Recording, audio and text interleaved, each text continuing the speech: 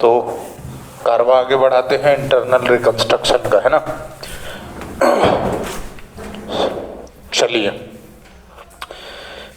कल हमने एक क्वेश्चन किया था जिसमें हमने क्या कर दिया था। अब एक कॉन्सेप्ट है arrears of dividend on cumulative preference share, है ना। क्या कॉन्सेप्ट है? Arrears of dividend on cumulative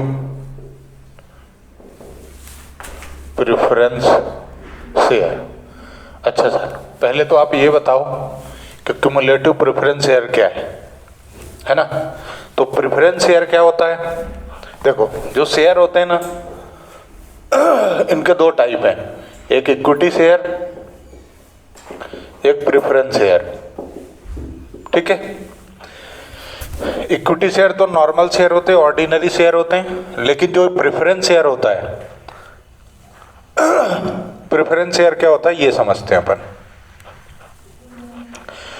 preference share के पास प्रेफरेंशियल राइट होता है over equity share. Preference share के पास प्रेफरेंशियल राइट होता है ओवर इक्विटी शेयर। ठीक है, बराबर। अभी प्रेफरेंशियल राइट मतलब जब भी पेमेंट की बारी आएगी तो पहले प्रेफरेंस को होगा, उसके बाद पैसा बचेगा तो इक्विटी को। एक चीज हो गई। दूसरी चीज, इक्विटी शेयर के पास डिसीजन मेकिंग पावर होता है, वोटिंग राइट्स होते हैं, लेकिन प्रेफरेंस के साथ ऐसा कुछ नहीं होता। दो चीजें हो गई। तीसरी चीज, इक्विटी को फिक्स रेट से डिविडेंड नहीं मिलता, लेकिन प्रेफरेंस शेयर को फिक्स रेट से डिविडेंड मिलता है। ठीक, इसके कोई टाइप नहीं है, लेकिन इसके 14 टाइप्स होते हैं, 14 तरह का प्रेफरेंस शेयर होता है। ठीक है, अपने को बात नहीं करनी, अपने को सिर्फ एक समझना है जो यहाँ पर उन्होंने दे रखा है, क्यूमुलेटिव प्रेफरेंस शेयर। देखो, इनके पास राइट होता है काय का? डिविडेंड का फिक्स राइट होता है। कभी भी प्रेफरेंस शेयर देखोगे तो उसके आगे कुछ परसेंटेज लगा रहता है, X%, मतलब 10%, 12%, 9%, 8%, ऐसा लगा रहता है। तो जो परसेंटेज होता है वो डिविडेंड की रेट होती है, वो परसेंटेज डिविडेंड की रेट होती है कि किस रेट से उनको डिविडेंड मिलेगा। अब आगे तो उन्हीं में से एक टाइप का डिविडेंड। अच्छा, प्रॉफिट होगा तो डिविडेंड दोगे, प्रॉफिट नहीं होगा तो डिविडेंड कैसे दोगे? प्रॉफिट होगा तो डिविडेंड दोगे, नहीं होगा तो कैसे दोगे? तो इनका ये कहना है कि ये ठीक है, लेकिन इनमें से एक जो टाइप है वो ऐसा होता है जिसका नाम है क्यूमुलेटिव। वो शायद वहाँ पे डबल एम आएगा, है ना। स्पेलिंग एरर हो जाए तो ध्यान मत देना, इग्नोर कर देना, भावनाओं को समझो, है ना। भाई इंग्लिश का टीचर तो हूँ नहीं, अकाउंट वाला आदमी हूँ, कभी कभी कर्सिव राइटिंग में प्रिंटिंग मिस्टेक हो जाती है, तो ये डिस्क्लेमर मैंने पहले ही दे दिया, है ना। तो क्यूमुलेटिव का मतलब ये होता है कि मान लो यदि एक साल लॉस हो गया, ठीक, तो उस साल डिविडेंड बटेगा नहीं, पर नेक्स्ट ईयर प्रॉफिट है। फर्स्ट ईयर में लॉस है, सेकंड ईयर में प्रॉफिट है, तो अब जब सेकंड ईयर में आप डिविडेंड बांटोगे ना, तो दोनों साल का मिला के दोगे। अच्छा सर, कभी ऐसा हो कि पहले साल लॉस, दूसरे साल लॉस, तीसरे साल प्रॉफिट, तो जब तीसरे साल डिविडेंड दोगे ना तो तीनों साल का मिला के दोगे। ये है क्यूमुलेटिव। क्यूमुलेटिव का मतलब होता है आगे बढ़ाना। क्यूमुलेटिव का क्या मतलब है? आगे बढ़ाना। तुमने क्यूमुलेटिव फ्रीक्वेंसी पढ़ी होगी, मेन मीडियन मोड में क्यूमुलेटिव फ्रीक्वेंसी पढ़ी होगी, तो उसका क्या मतलब होता था? पिछला वाला जोड़ के फिर आगे बढ़ाते थे, है ना। बस ऐसा ही यहाँ पर भी है। क्यूमुलेटिव का मतलब आज भी वही है जो तुमने वर्षों पहले पढ़ा था, बराबर। हाँ, अब अरियर का मतलब होता है बकाया। अरियर का मतलब होता है बकाया, यानी आउटस्टैंडिंग, ड्यू हो चुका है, पेमेंट देने की लायबिलिटी आ चुकी है, पर हमने उसका पेमेंट दिया नहीं है, वो कहलाता है अरियर। अच्छा सर, ऐसे समझ में नहीं आया। ठीक है बेटा, 31 मार्च हो गई, 2020 ईयर एंड हो गया, साल खत्म हो गया, मतलब तुम्हें प्रेफरेंस शेयर को डिविडेंड देना है, आज तक नहीं दिया। सर कोरोना के चलते बैलेंस शीट ही नहीं बन पाई, अब बनेगी, अब ऑडिट होगा, अब बैलेंस शीट फाइनल होगी। हाँ तो ठीक है, कोई बात नहीं, अब दे देना। पर 31 मार्च को तो वो क्या है, आउटस्टैंडिंग है। ठीक है, ये कि पेमेंट की लायबिलिटी आ गई चुकी है पर अभी पेमेंट नहीं हुआ। ठीक है, कोई समस्या? अब आगे बढ़ते हैं तो थोड़ा सा देख लेते हैं हम।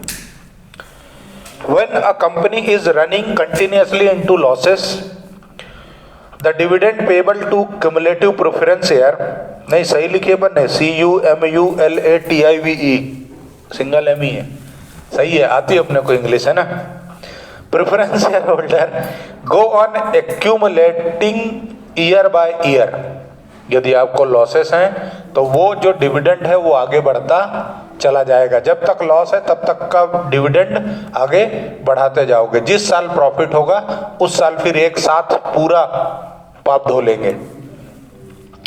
And such arrear of dividend are shown as contingent liability in the balance sheet. Contingent liability का क्या मतलब है? कंटिजेंट का मतलब होता है कि जिसका होना या ना होना फ्यूचर के किसी घटना पे डिपेंड करता है। ये तो हो गया हिंदी में। अब अपन आते हैं चखने के साथ अंग्रेजी में। देखो, कंटिजेंट का मतलब होता है कि कोई इवेंट या कोई घटना होगी या नहीं होगी, ये डिपेंड करता है फ्यूचर के किसी इवेंट में। भविष्य में क्या होगा इस पर डिपेंड करता है कि आपकी लायबिलिटी होगी या नहीं होगी, ये कहलाता है कंटिजेंट। ठीक है सर, कैसे? तो देखो, लगातार 2-3 साल से लॉस है, डिविडेंड आगे बढ़ा रहे हो, कब दोगे डिविडेंड? जब प्रॉफिट होगा तब। यानी कंडीशन क्या है कि यदि प्रॉफिट हुआ तो डिविडेंड बांटना है, अदरवाइज डिविडेंड बांटने की जरूरत अरे है ही नहीं, तो दोगे क्या? बर्तन भांडे थोड़ी बेच को डिविडेंड दोगे, है ना? सही है, मतलब ये डिपेंड करता है, इसलिए इसको क्या बोला? Contingent liability. क्यों बोला? क्योंकि यदि प्रॉफिट होगा फ्यूचर में तो डिविडेंड देने की लायबिलिटी आएगी, अदरवाइज नहीं आएगी। ठीक है। The scheme designed for reduction of share capital may have the following situation in respect of such arrear of dividend. जो भी इंटरनल रिकंस्ट्रक्शन करोगे उसके लिए आप क्या डिजाइन कर सकते हो? तो पहली डिजाइन आप डाल सकते हो कि preference share holder must wave full amount of their claim of dividend. ऐसा हो सकता है भाई, मना लो कि यार कंवर साहब मान जाओ यार ऐसे ही बोलोगे, शेयर होल्डर दामाद से कम थोड़ी भाई, उन्होंने पैसे दे के रखे हैं यार, मांग ले पैसे तो क्या करोगे? कंपनी बंद करनी पड़ेगी, तो मना लो, है ना। जैसे अभी किसान भाई अड़े हैं और कोई नेता मना नहीं पा रहा है, तो ये मना लो, रिक्वेस्ट कर लो कि अरे यार लॉस में कंपनी देख लो यार, जब आएगी तो दे देंगे, अभी मान जाओ, डिविडेंड जो है अपना वेव कर दो। वेव कर दो मतलब खत्म करो यार, लायबिलिटी जो है हमारी, इसको हम ऐसा मान लेते हैं कि हमारी कोई लायबिलिटी डिविडेंड देने की नहीं बनती। In such situation no entry will be passed, कोई एंट्री पास करने की जरूरत ही नहीं है ना। उसके बाद preference share holder may waive a part of dividend total claim. अच्छा ऐसा कर लो यार, तुम्हारे को 10 लाख की लायबिलिटी है डिविडेंड की, एक काम करो 5 लाख ले लो, 6 लाख ले लो, 7 लाख ले लो, पर पूरा मत लो, है ना, क्योंकि कंपनी को फिर बंद करना पड़ेगा। हाथ आई लक्ष्मी छोड़ने का नहीं, जितनी मिल रही उतनी ले लो यार, धमकी भरी बात भी तो हो सकती है ना। चलो समझ गए क्या? यानी 2 चीजें हो सकती हैं क्या? एक तो पूरा कंप्लीटली वेव कर दे शेयर होल्डर, दूसरा क्या हो सकता है? पार्शियल पेमेंट हो जाए और पार्शियल वेवर हो जाए, बराबर। चल, तो अब इस केस में, पहले केस में तो कोई एंट्री नहीं होगी, सेकेंड केस में एंट्री होगी। और क्या एंट्री होगी?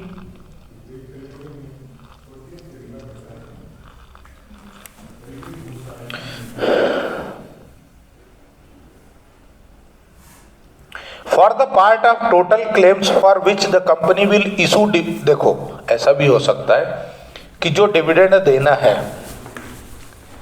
मान लो उनको डिविडेंड देना था हमको 5 लाख, ठीक है, 5 लाख रुपीस का तुमको डिविडेंड देना है, प्रेफरेंस डिविडेंड। अभी उन्होंने क्या करा? पार्शियल वेवर दिया है, तो शेयर होल्डर रेडी हैं कि हम वेव करते हैं 2 लाख रुपीस, 2 लाख हमको मत दो, लेकिन हमको 3 लाख जरूर दो। 2 लाख तो मत दो, पर 3 लाख तो हमको चाहिए, क्लेम कितने का है? 3 लाख का। 3 लाख का क्या है? क्लेम, बराबर। अब क्या, तो ये जरूरी नहीं है कि आप क्या करोगे, कैश ही पेमेंट करोगे। हो सकता है इसके बदले आप डिबेंचर इशू कर दो, हो सकता है इसके बदले आप नए शेयर इशू कर दो, न्यू शेयर इशू कर दो। अच्छा, शेयर इशू कर रहे हो तो दोनों कर सकते हो, प्रेफरेंस भी और इक्विटी भी, कोई भी कर सकते हो, या फिर इसके बदले आपने कैश पेमेंट कर दी, कुछ भी कर सकते हो, ठीक है, बराबर। चल, तो देखो, following entry will be passed in the company's books of account for the amount of preference share dividend arrear not waived। जो वेव नहीं करोगे उसके लिए आप एंट्री करोगे capital reduction account debit to preference share dividend, ठीक। और यदि आप उसके बदले क्या इशू करेंगे, शेयर या डिविडेंड, तो जो प्रेफरेंस शेयर है यानी आप एंट्री क्या करेंगे, जो नॉट वेव्ड है, जो खत्म नहीं किया है डिविडेंड, उसके लिए एंट्री करोगे capital reduction account to preference share dividend account. एक तो ये एंट्री बनाओगे, पहली एंट्री, और इसी के लिए दूसरी एंट्री बनाओगे, चाहे तो नोट कर लो। अगले एंट्री क्या बनेगी आपकी, preference share dividend account debit, पहले क्रेडिट था, अब डेबिट कर दोगे, टू जो भी उनको पेमेंट दोगे, डिबेंचर दोगे तो डिबेंचर, शेयर दोगे तो शेयर, और कैश या बैंक दोगे तो कैश या बैंक। यानी डिबेंचर दोगे तो टू डिबेंचर अकाउंट,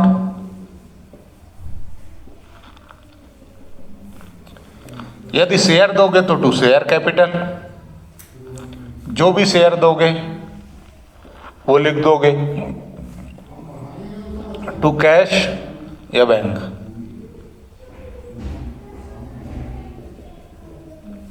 ये एंट्री आप दो एंट्री बना देंगे, ठीक है, बराबर। अभी ये तो हो गया,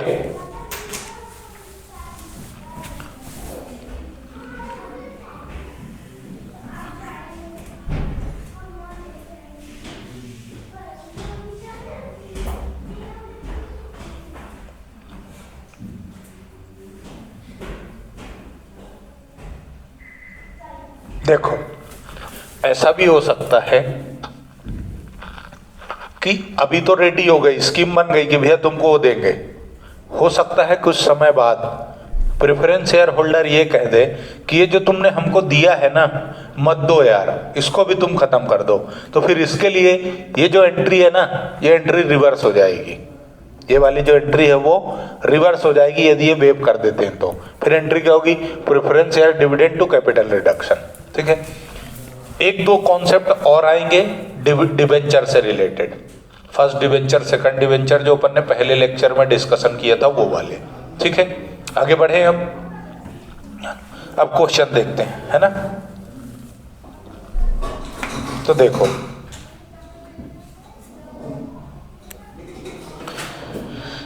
एक क्वेश्चन है, तुम लोगों ने फोटो खींचा था क्या, नहीं खींचा, चलो कोई बात नहीं, अब ऐसे ही सुन लो, बाद में खींच लेना, फिर लेक्चर में देख लेना, तो रिवीजन हो जाएगा, है ना। सर एक ही सब्जेक्ट थोड़ी पढ़ने के, ठीक है। The following is the balance sheet of A limited. A limited की बैलेंस शीट है, इक्विटी एंड लाइबिलिटीज है, शेयर होल्डर फंड है, शेयर कैपिटल है 20,000, 10% प्रेफरेंस शेयर है, 2000 इक्विटी शेयर है, 100 रुपए का एक है। अच्छा, इसको मैं थोड़ी सी वो तो लिख देता हूँ ना, थोड़ी सी डिटेल लिख देता हूँ, उससे अपन लोग का काम हो जाता है।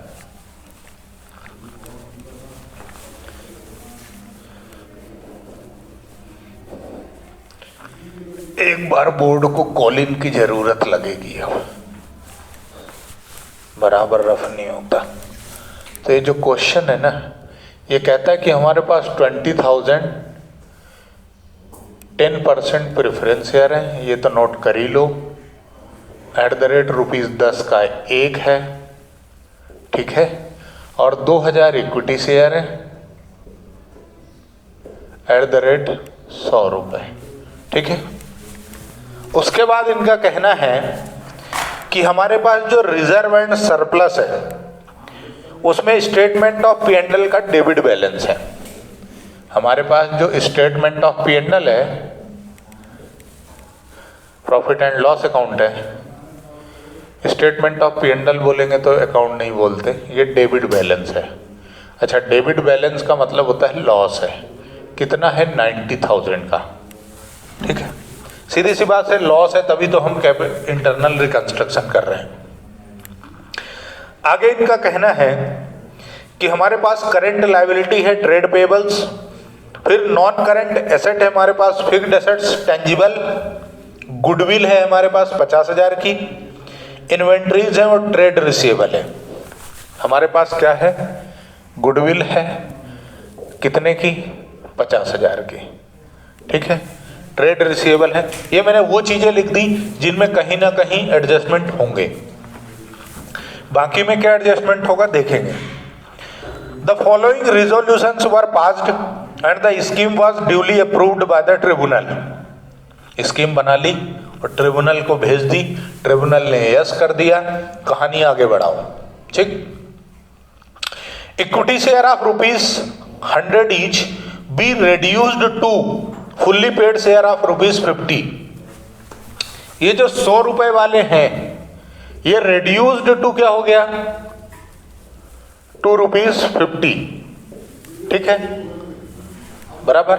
उसके बाद 10% preference share of ₹10 each to be reduced to 10% preference share of 6 each.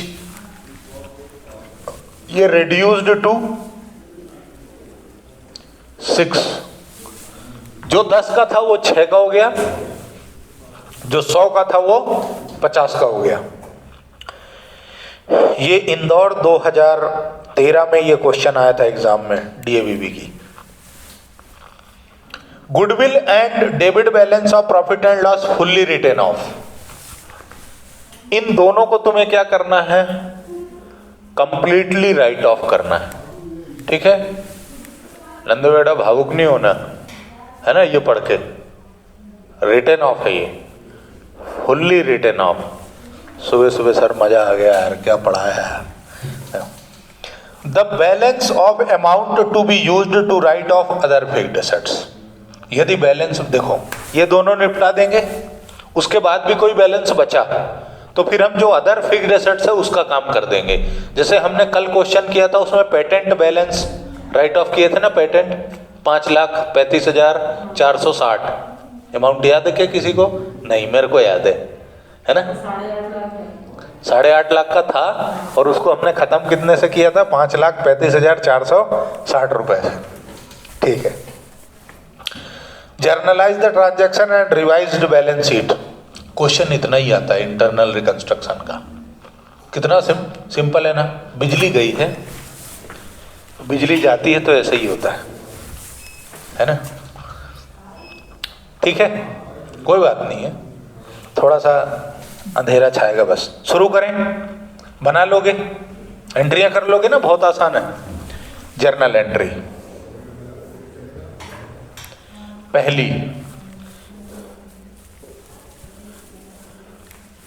पहली एंट्री क्या होगी सर, यहां पर्टिकुलर लिखेंगे, हाँ लिख लो, यहाँ डेबिट लिखेंगे और यहाँ क्रेडिट लिखेंगे और शुरू करेंगे। तो तुम कौन सी एंट्री पास करना चाहते हो, गधा माली वाली या फिर सिंपल वाली? सिंपल पास करो, छुट्टी पाओ, है ना। तो देखो यहाँ पे क्या लिखोगे, 10% preference share capital account debit. कितने से करोगे? 20,000 शेयर है,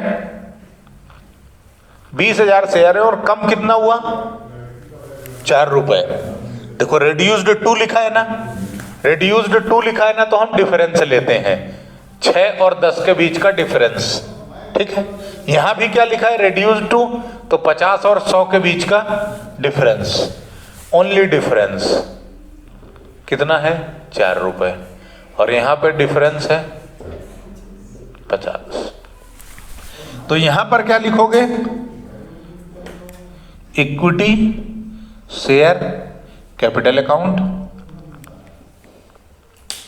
कितना? 2000 के शेयर हैं और 50 रुपए, ठीक है। कितना आएगा? 80,000, 20 चौक 80 और 5 दूना 1 लाख, ठीक है। 2 कैपिटल रिडक्शन अकाउंट, कितना? डेबिट और क्रेडिट बराबर करना है, 1,80,000। अगली एंट्री में उन्होंने क्या बोला? ये सब राइट ऑफ कर दो, तो ये राइट ऑफ कर देंगे। क्या क्या? सबसे पहले कैपिटल रिडक्शन अकाउंट डेबिट करोगे। कैपिटल रिडक्शन अकाउंट डेबिट कितने से? जितने से क्रेडिट है उतने से ही डेबिट हो जाएगा।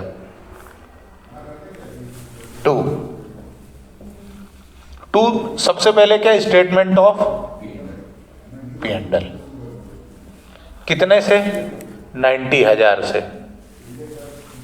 उसके बाद 2 गुडविल, कितने से? 50,000 से। कितना हो गया? 1,40,000 हो गया। बचा कितना? 40। उसके लिए क्या लिख दोगे? 2 अदर फिक्स्ड एसेट, कितना? 40,000, बराबर। नरेशन लिखना कंपलसरी है। यहां लिख दो कि बीइंग शेयर कैपिटल रिड्यूस्ड और यहां being capital reduction amount utilized, बस सिंपल, ज्यादा घबराने का जरूरत नहीं। चेक कर लेते हैं सही है क्या? हाँ सही है, ठीक है, डन माने। पर अभी इसकी बैलेंस शीट बनानी है। बैलेंस शीट बनाओ। कभी बोले कि कैपिटल रिडक्शन अकाउंट बनाओ तो बना लोगे।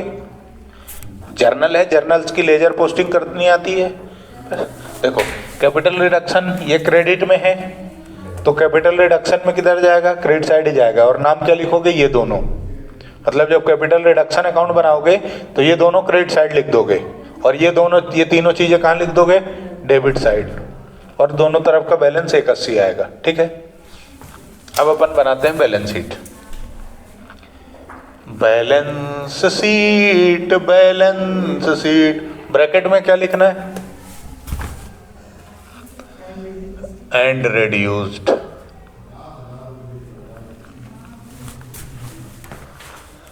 और ये शेड्यूल 3 वाली बनेगी, है ना? अमाउंट पर्टिकुलर,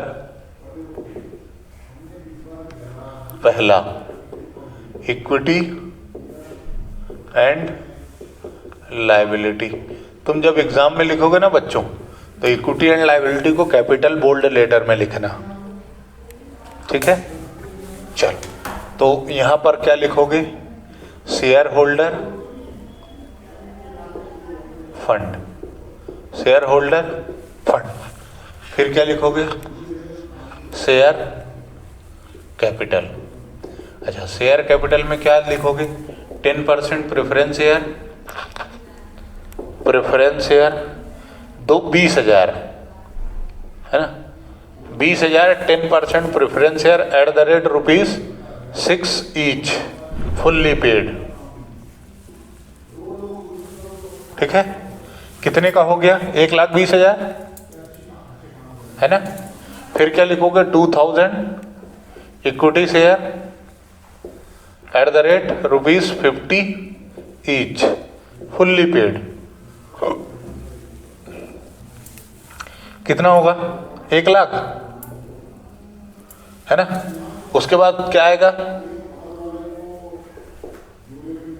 दूसरा हेडिंग क्या आएगा? Current liability, current liability. Current liability में क्या है? Trade payables. ट्रेड पेबल्स कितने का है? बैलेंस शीट में गिवन है 30,000, 30,000। ये टोटल हो गया 2,50,000। आसान है ना? कोई दिक्कत है क्या? वेरी आसान। सेकंड हेडिंग, लेकिन एक क्वेश्चन आता ही आता है एग्जाम में, एसेट। एसेट, एसेट में क्या है? Non current asset, non current asset, tangible, tangible में क्या है? Other, fixed asset. Balance sheet में कितनी की बने? 1,80,000 की। 1,80 की है, 40 हमने खत्म कर दी, तो कितनी आएगी? 1,40। 1,40 कैसे आई? 1,80 की थी, हमने 40 राइट ऑफ कर दिया, तो इतना। अब हेडिंग क्या जाएगी? Current asset. Current asset, current asset में क्या है बेटा? ट्रेड रिसीवेबल और उसके बाद क्या है? इन्वेंट्री। इनको हमने छेड़ा ही नहीं है, इनको हमने छेड़ा ही नहीं है। कितना है? 50,000 और 60,000, 50,000, 60,000। अमाउंट हो सकता है ऊपर नीचे हो जाए, देख लेना। तो इधर भी कितना हो गया? 2,50,000 टोटल। पूरी बैलेंस शीट मैच हो गई, काम खत्म। ठीक है, बराबर। ये क्वेश्चन कंप्लीट होता है, ठीक है ना। अभी एक आध क्वेश्चन और करेंगे अपन, ठीक।